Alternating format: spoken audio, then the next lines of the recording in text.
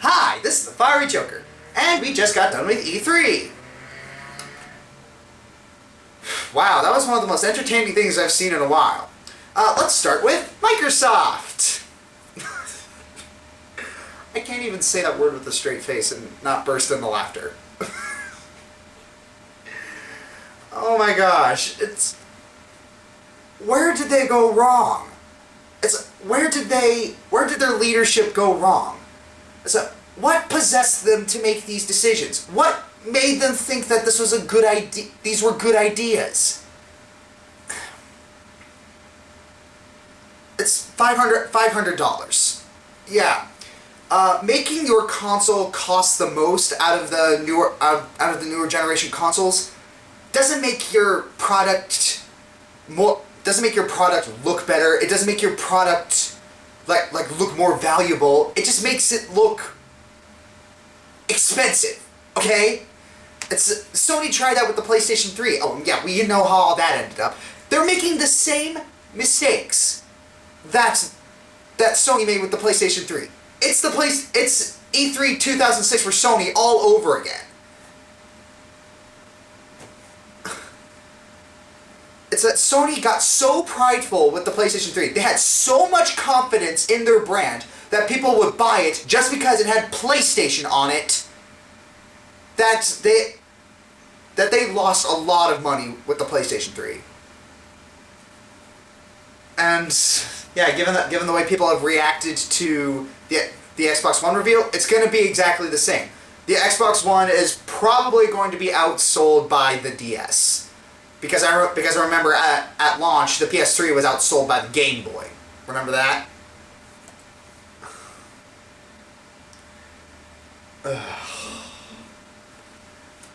It's Microsoft. You have failed to convince me that your Xbox One is worth my time. You have failed to convince me to purchase your product. Sony, on the other hand, has already convinced me. Well, Nintendo's already convinced me as well. I mean, I already have a Wii U. I've been harping on Microsoft way too long. Let's just move on to Sony. Sony, they brought out the big guns. They learned from their mistakes with the PlayStation 3.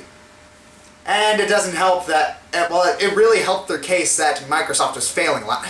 I need to get off on Microsoft. I mean, what Sony basically did, their entire E3 was structured around, we're not the Xbox One. It's a we do thing. It's like look at their press conference again and see how much of the information is based off doing the opposite of what the Xbox One does. That's just brilliant marketing right there. It's like Sony knows who its audience is. And that's just amazing. And Nintendo's just off in a corner saying, oh yeah, Sony, you have fun bashing Microsoft. I'm just gonna be over here giving the gamers just some new IPs and some reboots of my popular franchises. You know, just the normal stuff. You have fun. And then, yeah, and then Nintendo just goes off in a corner, gives us Donkey Kong. Not too terribly interested in that. It's like Donkey Kong Country Returns was a good game, but I don't know. Is it just not for me? I'm not really a big fan of 2D platformers.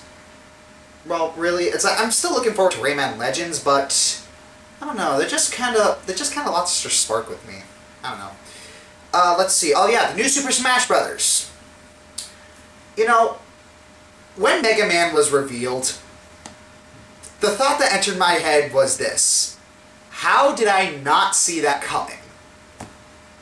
It's like, given the way Capcom has been freely...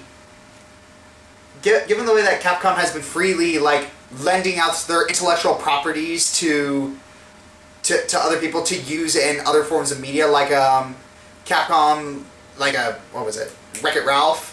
How happy they were to let Disney use their stuff. I'm really excited for the new Smash Brothers. There's a lot of new stuff that they're going to be doing with it. It's like, did anyone notice that there might be customizable movesets in there? I mean, think about it. It's like, if you saw Pit being played in there, you would see that he wasn't using his normal bow. He was actually using one of his arm weapons from Uprising. And there's no possible. I really don't see how they're able to give Mega Man every possible weapon from Mega Man 2, and have it be every move. I just don't see that happening. So my theory is that they got customizable movesets. It's like, it would make sense. I mean, a lot of these characters do have expansive arsenals, and some of the moves that they've used throughout the Smash Bros. Series haven't really been in any games. I mean, look at Donkey Kong.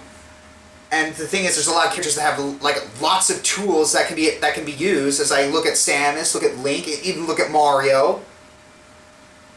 It's like, I'm very interested to see what they're doing with this. It's by the same guys who did Soul Calibur and Tekken. So I'm really excited for the new Smash Brothers.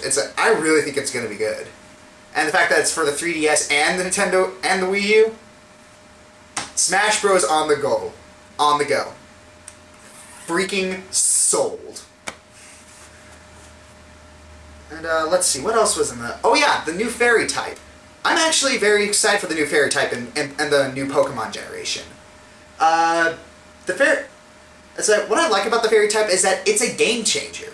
It's like, it's gonna force a lot of people to change their strategies, because now they got something else to look out for. This new Pokemon type that's got new strengths and new weaknesses. And a lot of people's old Pokemon now have new strengths and new weaknesses. So yeah, I'm really excited for the new Pokemon generation as well.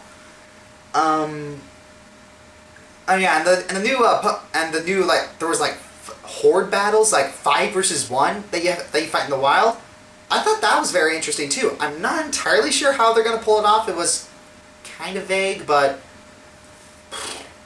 hey, it's Pokemon. It's like the handheld main series has been very good. It's Pokemon. The console iterations. Never mind. Not opening that can of worms again.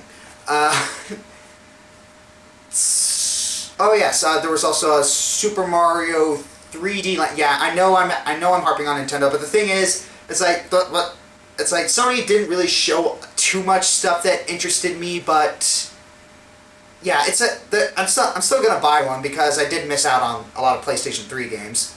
Yeah, I don't have a PS3. I missed out on a generation. Yeah, I'm a bad gamer. Anyways, Super Mario 3D World. My only wish for that game is for it to be challenging. I didn't like Super Mario 3D Land. I didn't like Super Mario Galaxy 2 for the reasons that they were too easy. It's like, and not too easy like I felt like a god playing the game. It's like not too easy that I was like in Dynasty Wars. I cut down 1,000 people, and I feel like a man. It's like, Argh! It's like I didn't like blow through hordes of people. I didn't see like so much spectacular. I didn't see spectacular audio-visual overload. It's like, ugh. It's like when I just got to the end of 3D Land, I was just like, wow, I don't feel very satisfied at all. The same thing with Super Mario Galaxy 2. Wow, I don't feel very satisfied.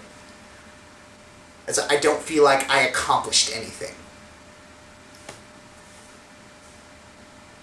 And I like Mario. I grew up with Mario, but I just want it to be challenging and not have to work for the challenge.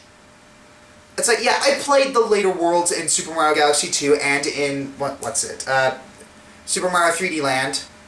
Yeah, they were a challenge. They gave me a challenge. Why did I have to work for it? Why did I have to slog through this? Why did I have to slog and breeze through these very unchallenging levels just to get to the good stuff?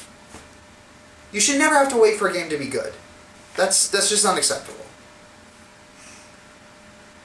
So yeah, that's basically my feelings of E3. Microsoft sucks. Sony was really good. Nintendo was really good. It's rekindled my hope for this next generation. I don't think we're gonna get another console crash. And I feel I need to milk a very, very fitting quote made by the Autarch. If you saw his recent video, you would see at the end of the video he wrote, 4 is better than 1. That's also conveniently the title of the video. Yeah. I'm gonna milk that quote. It's the new battle cry for the purchase of the next consoles. 4 is greater than 1. 4 is greater than 1! Cut!